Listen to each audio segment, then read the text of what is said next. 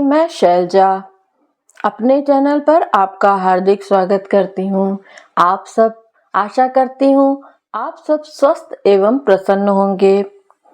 आज श्री गर्ग संहिता के गिरिराज खंड में गिरिराज गोवर्धन की उत्पत्ति का वर्णन है। तो 9वें अध्याय की हम कथा शुरू करते हैं।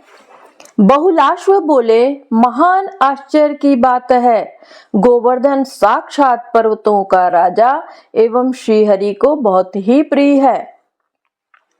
उसके समान दूसरा तीर्थ ना तो इस भूतल पर है और ना ही स्वर्ग में ही है। महामते, आप साक्षात श्रीहरि के मन हैं, अतः अब बताइए कि यह गिरिराज श्री कृष्ण के वक्ष स्थल से कब प्रकट हुआ। श्री नारद जी ने कहा, महामते, गोलोक के प्राकट्य का वृतांत सुनो। यह श्री हरि की आदि लीला से संबंध है और मनुष्य को धर्म, अर्थ, काम और मोक्ष चारों पुरुषार्थ प्रदान करने वाला होता है। प्रकृति से परे विद्यमान साक्षात परिपूर्णतम भगवान श्री कृष्ण सर्वसमर्थ, निर्गुण पुरुष और अनादि आत्मा है। उनका तेज अंतर्मुखी है। वे स्वयं प्रकाश प्रभु निरंतर रमणशील है, जिन पर धामाभिमानी गणनाशील देवताओं का ईश्वर काल भी शासन करने में समर्थ नहीं है। राजन, माया भी जिन पर अपना प्रभाव नहीं डाल सकती, उन पर महतत्व और सत्वादी गुणों का वश तो कैसे ही चल सकता है। राजन, इसमें कभी मन, चित्त, बुद्धि और अहंकार का प्रवेश भी नहीं होता। उन्होंने अपने संकल्प से अपने ही स्वरूप में साकार ब्रह्मा को व्यक्त किया। सबसे पहले विशालकाय शेषनाग का प्रादुर्भाव हुआ, जो कमल नाल के समान श्वेत वर्ण के हैं। भगवान शेषनाग, उनका सबसे पहले प्रादुर्भाव हुआ और जो कमल नाल के समान उनका जो वर्ण है वे श्वेत है, गोरा है, सफेद रंग के है। उन्हीं की गोद में लोक वंदित महालोक प्रकट हुआ। तो शेषनाग का सबसे पहले प्रादुर्भाव हुआ और उनकी गोद में महालोक, जिसको लोक वंदित करते हैं, हर लोकों में जो वंदित है गोलोक, वह उनकी गोद में प्रकट हुआ, जिसे पाकर भक्ति युक्त पुरुष फिर इस संसार में नहीं लौटता। फिर असंख्य ब्रह्मांडों के अधिपति गोलोकनाथ भगवान श्री कृष्ण के चरणाविंद से त्रिपथगा गंगा प्रकट हुई और उसके बाद असंख्य अनगिनत ब्रह्मांडों के जो अधिपति हैं गोलोकनाथ हैं, गोलोक के नाथ हैं, भगवान श्री कृष्ण हैं, उनके चरणाविंद से श्री गंगा प्रकट हुई। नरेश्वर तत्पश्चात श्री कृष्ण के बाएं कंधे से सरिताओं में श्रेष्ठ यमुना जी का प्रादुर्भाव हुआ। तो सबसे पहले भगवान श्री कृष्ण के चरणों से गंगा प्रकट हुई, उसके पश्चात श्री कृष्ण के बाएं कंधे से श्रृंगार कुसुमों में श्री यमुना जी प्रकट हुई, जो श्रृंगार कुसुमों में उसी प्रकार सुशोभित हुई जैसे छपी हुई पगड़ी के वस्त्र की शोभा होती है। तदंतर भगवान श्री हरि के दोनों गुल्फों से हेम रत्नों से युक्त दिव्य रास मंडल और नाना प्रकार के श्रृंगार साधनों के समूह का प्रादुर्भाव हुआ। उसके पश्चात भगवान श्री हरि के दोनों गुल्फ अर्थात टखनों और घुट्टियों से रत्नों से युक्त दिव्य रासमंडल और कई प्रकार के नाना प्रकार के श्रृंगार के साधनों के समूह का प्राकट्य हुआ, प्रादुर्भाव हुआ। उसके बाद भगवान श्री कृष्ण की दोनों पिंडलियों से निकुंज प्रकट हुआ। तो निकुंज का प्राकट्य श्री कृष्ण की दोनों पिंडलियों से हुआ, जो सभा भवनों, आंगनों, गलियों और मंडपों से घिरा हुआ था। वह निकुंज बसंत की माधुरी धारण किए हुआ था, अर्थात निकुंज में बसंत की तरह माधुर्य हो था। चारों तरफ माधुर्य ही माधुर था, बसंत ही बसंत था। और उसमें कूजते हुए कोकिलों की काकाली सर्वत्र व्याप्ति। तो सब ओर उस निकुंज में कोकिल कूज रहे थे। मोर, भ्रमर तथा विविध सरोवरों से यह परिशोभित तथा परिसेवित दिखाई देता था। चारों तरफ से विभिन्न प्रकार के सरोवर थे और उससे वह परिशोभित था। वह निकुंज परिशोभित था, गोलोक परिशोभित था और वो उससे परिसेवित दिखाई पड़ रहा था। राजन, भगवान के दोनों घुटनों से वनों में उत्तम श्री वृंदावन का आविर्भाव हुआ। भगवान श्री कृष्ण के दोनों घुटने, जिनसे वनों में श्री वृंदावन का आविर्भाव हुआ और साथ ही उन साक्षात परमात्मा की दोनों उरुओं से लीला सरोवर प्रकट हुआ। उनके कटी प्रदेश से दिव्य रत्नों द्वारा जटित प्रभामयी स्वर्ण भूमि का प्राकट्य हुआ और उनके कटी प्रदेश से रत्नों से भरी हुई, रत्नों से जटित दिव्य, रत्नों से जटित प्रभामयी स्वर्ण भूमि, सोने की भूमि का प्राकट्य हुआ और उनके उदर से जो रोमावलियां है वे ही विस्तृत माधवी लताएं बन गई और उनके जो उदर में जो रोम की वलियां हैं, रोम है उनके, उनसे ही विस्तृत विशाल फैली हुई माधवी लताएं बन गई। उन लताओं में नाना प्रकार के पक्षियों के झुंड हो गए और सब ओर फैलकर वे कलरव कर रहे थे। उनकी गुंजार करते हुए भ्रमर उन लता कुंजों की शोभा बढ़ा रहे थे। वे लताएं बहुत ही सुंदर फूलों और फलों के भार से इस प्रकार झुकी हुई थीं। लताओं में स्थित जो सुंदर फूल है और जो फल है उसके भार से वे लताएं इस प्रकार झुकी हुई थीं जैसे उत्तम कुल की कन्याएं लज्जा और विनय के भार से नतमस्तक रहती हैं। जैसे बड़े ही बहुत ही अच्छे कुल की जो कन्याएं होती हैं वो लज्जाशील होती हैं और विनय उनके भार से वे हमेशा नतमस्तक झुकी हुई रहती हैं। भगवान के नाभि कमल से सहस्त्रों कमल प्रकट हुए और भगवान श्री कृष्ण के नाभि के जो कमल हैं उनसे सहस्त्रों कमल प्रकट हुए जो हरिलोक में सरोवरों में इधर उधर सुशोभित हो रहे थे। भगवान के त्रिवली प्रांत से मंदगामी और अत्यंत शीतल समीर प्रकट हुआ और उनके गले की हंसुली से मथुरा और द्वारका इन दो पुरियों का प्रादुर्भाव हुआ। तो मथुरा और जो द्वारका थी वो भगवान श्री कृष्ण की गले की हंसुली से प्रकट हुई। श्री कृष्ण की दोनों भुजाओं से, श्री कृष्ण की दोनों भुजाओं से श्रीदामा आदि 8 पार्षद उत्पन्न हुए।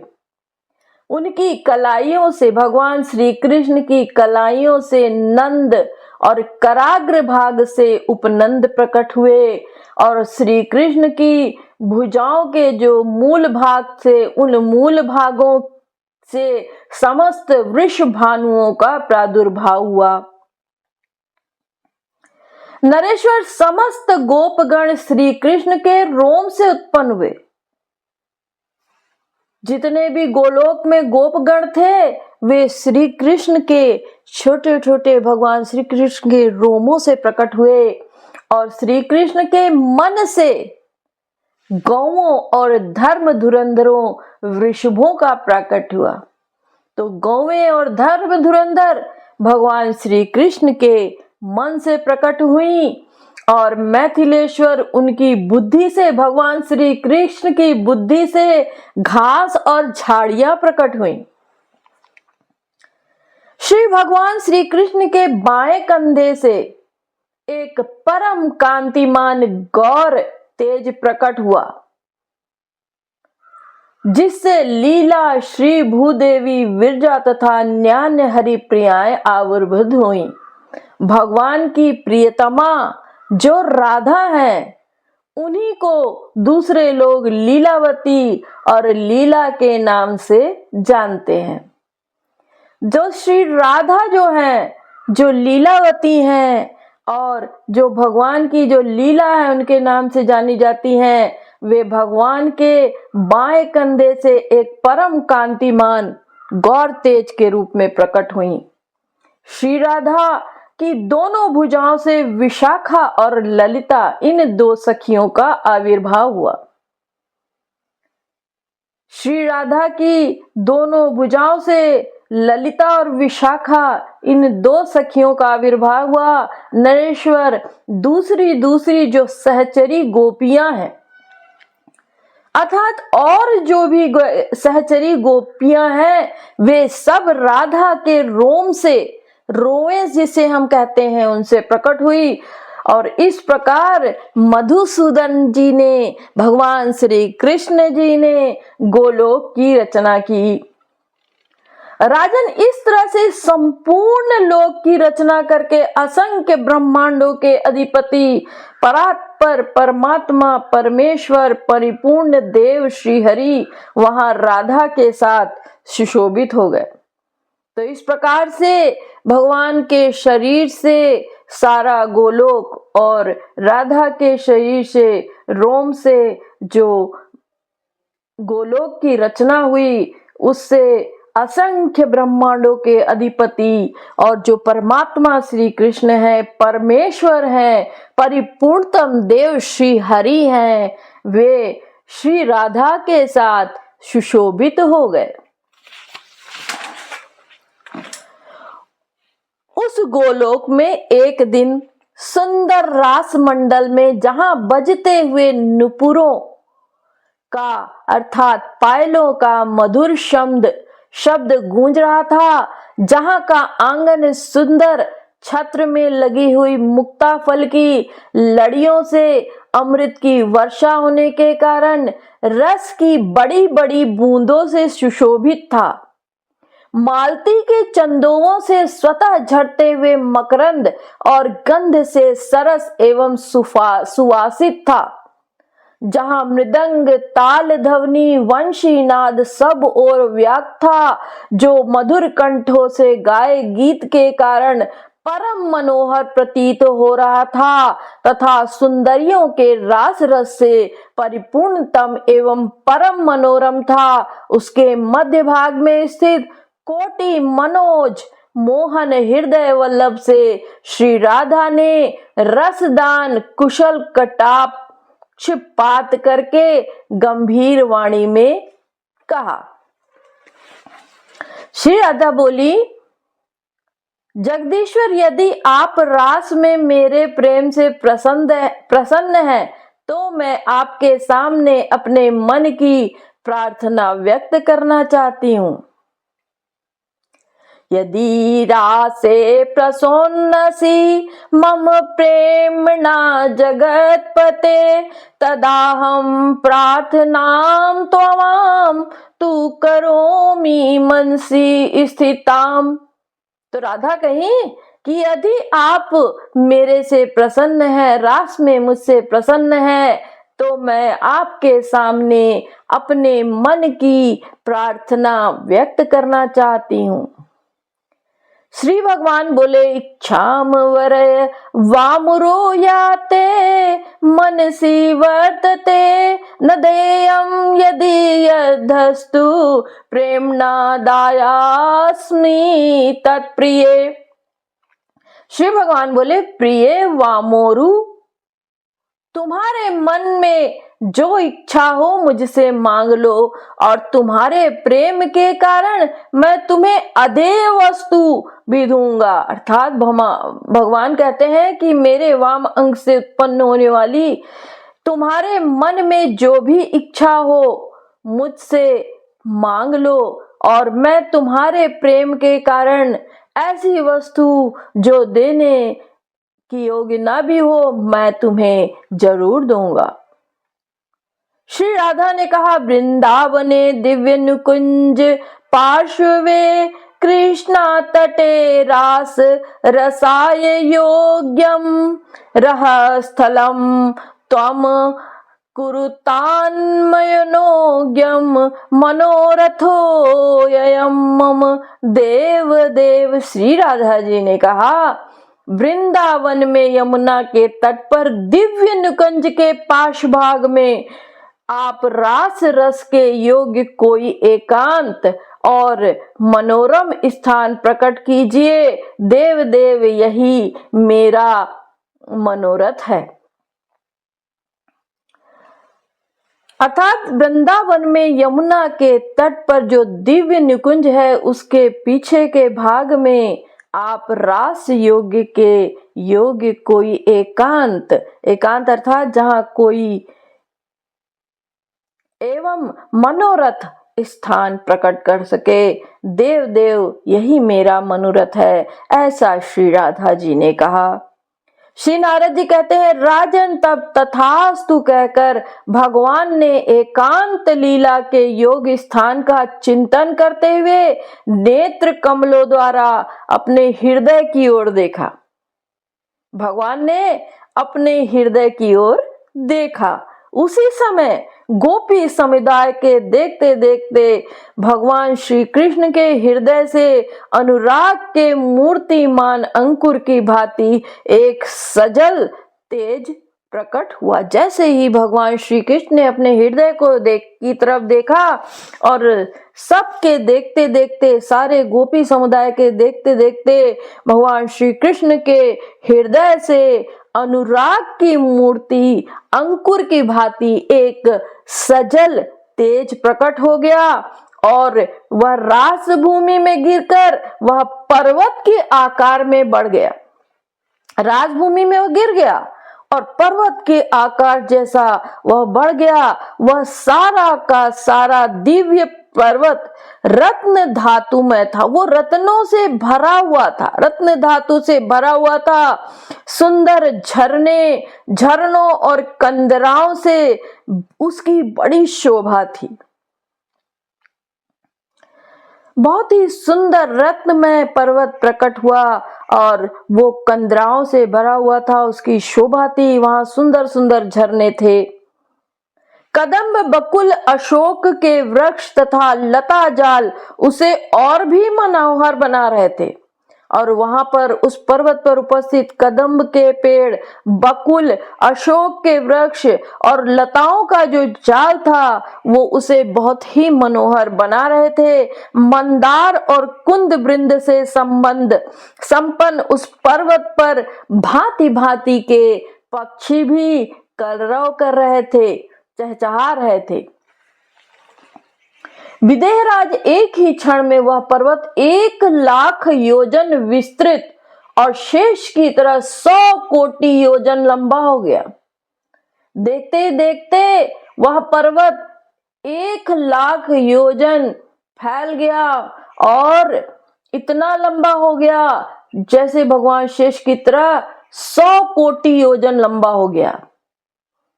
इसकी ऊंचाई 50 करोड़ योजन की हो गई। 50 कोटि योजन में फैला हुआ यह पर्वत सदा के लिए गजराज के समान स्थिर दिखाई देने लगा।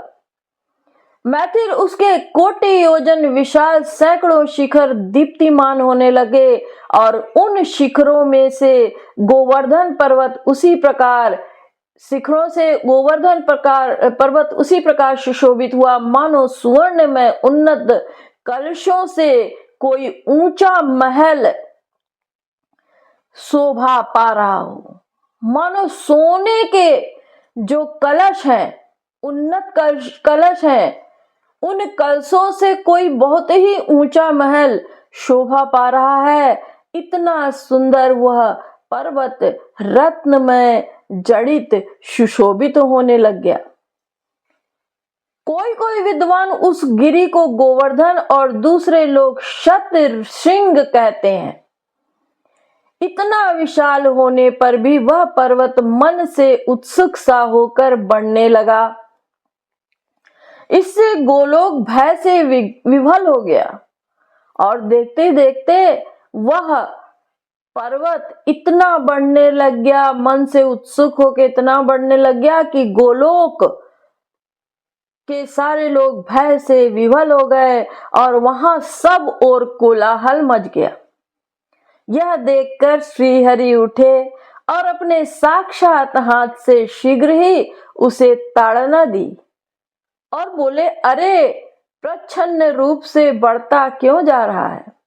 जब भगवान श्री हरि ने देखा कि सब भय चारों तरफ से भय से कोलाहल मच गया है, तो उन्होंने अपने हाथ से उठकर उन्होंने ताड़ना दी। बोले, अरे कैसे तू बढ़ता जा रहा है? संपूर्ण लोक को आच्छादित करके स्थित हो गया। क्या ये लोग यहाँ निवास करना नहीं चाहते? यूं कहकर श्रीहरि ने उसे शांत किया, उसका बढ़ना रोक दिया। उस उत्तम पर्वत को प्रकट हुआ देख भगवत प्रिया श्री राधा बहुत प्रसन्न हुई, बड़ी प्रसन्न हुई। राजन वे उसके एकांत स्थल में श्रीहरि के साथ सुशोभित होने लगी। तो इस प्रकार से उस पर्वत को प्रकट हुआ देख श्री राधा अति प्रसन्न हो गई और वहां पर उस पर्वत पर उसके एकांत स्थल में श्रीहरि के साथ सुशोभित होने लगी। राधे राधे। इस प्रकार यह गिरिराज साक्षात श्री कृष्ण से प्रेरित होकर ब्रिजमंडल में आया है। तो इस प्रकार से ब्रिजमंडल में गिरिराज श्री कृष्ण, भगवान श्री कृष्ण से प्रेरित होकर आया है। वह सर्व तीर्थमय है।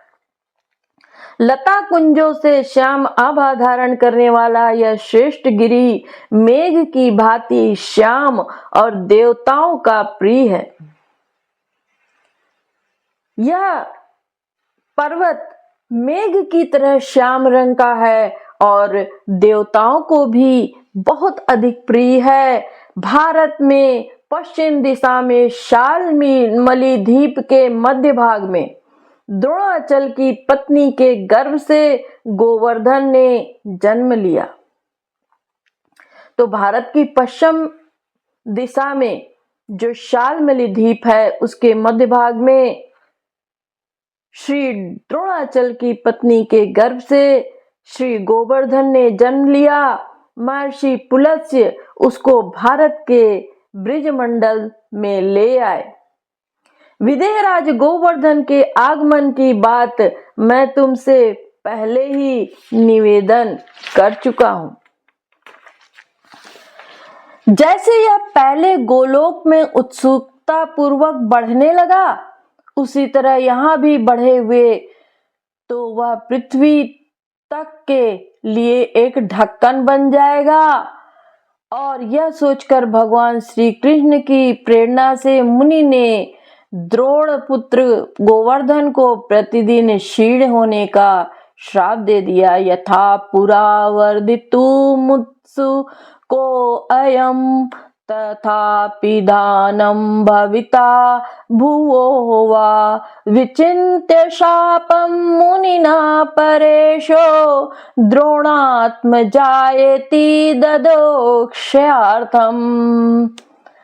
तो जब भगवान श्री कृष्ण के तेज से वह जब गोवर्धन पर्वत बढ़ने लगा था तो वो लगातार बढ़ने लगा था, तो उसकी इस तरह से बढ़ने के लिए बढ़ते बढ़ते वह पृथ्वी तक के लिए एक ढक्कन की तरह बन जाएगा। यह सोचकर भगवान श्री कृष्ण की प्रेरणा से मुनि ने द्रोणपुत्र गोवर्धन को प्रतिदिन क्षीण होने का शाप दे दिया और इसीलिए गोवर्धन प्रतिदिन क्षीण होता जा रहा है।